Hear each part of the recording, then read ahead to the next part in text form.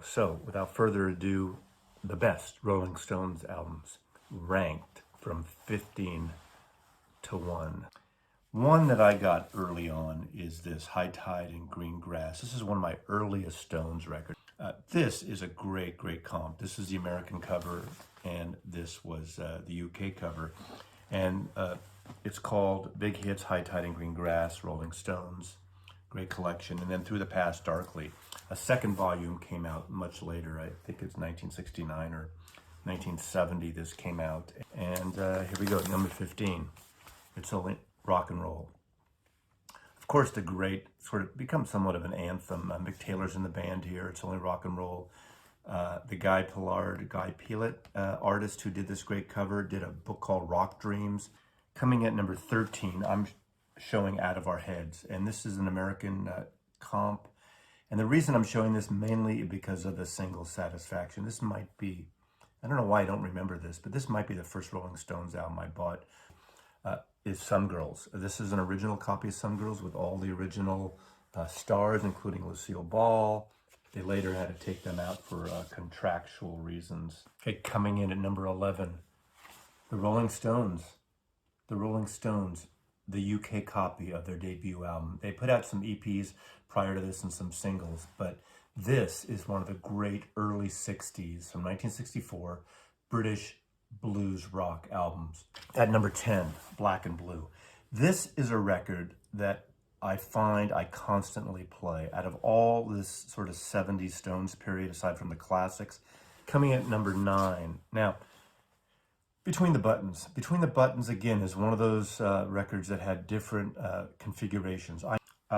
This is a favorite of mine, coming in early in 1967. It just has a good feel throughout. A lot of people almost don't take this album seriously, but I love this record. Number 8 is one of the greatest live rock and roll records of all time. I almost didn't include a live record, but I think this is an important part of the canon of the Rolling Stones. There have been so many live records since. What a great time to see the Rolling Stones. This is an amazing live record, amazing live recording. I think this is a really good record. I know a lot of some Stones fans and critics at the time love to hate this record. Of course, the lenticular cover, the Beatles are hidden in there as a response to We Love You, Rolling Stones on the cover of Sgt. Pepper. Look at that maze. The Beatles never put a maze on their records. But 1967, a fantastic record. I mean, do you remember the insert of Sgt. Pepper? Come on. This is a comp, but I think this is this is an American comp originally, and this is Flowers. This literally came out like 2 or 3 weeks after Sgt. Pepper came out. Coming in at number 5.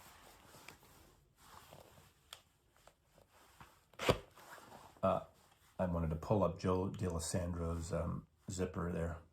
Andy Warhol cover, one of the most famous covers ever. I bought this the week it came out. Of course, everyone knows Sticky Fingers. This is an amazing record, an amazing cover.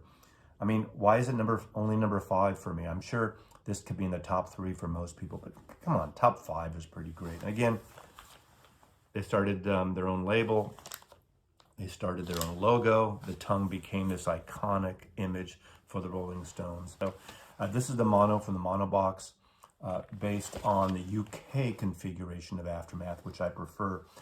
Incredible record. It's my number 4th favorite Rolling Stones record. It's their number 4th best, according to Mazzie here. One of the great double albums of all time, Exile on Main Street. What an explosive record. What a drug-fueled, cocaine nose, intense explosion of music. Love this record. Let It Bleed. What a great record. Let It Bleed. Oh my God. 1969, Let It Bleed. Love in Vain. Midnight Rambler. Gimme Shelter. You Got the Silver. This is a great record. Number 2. So that only leaves one more record. But to me, Beggar's Banquet is the best Rolling Stones record. The rock and roll power of this record is great. Since Beggar's Banquet is my favorite Stones album, I thought those of you who haven't seen it might be interested in seeing what the cover could have been, what the cover could have been. When I was a teenager, I had a poster of this because it wasn't available on a record at all. I had this size album cover slick that I had up in my bedroom, but look at that.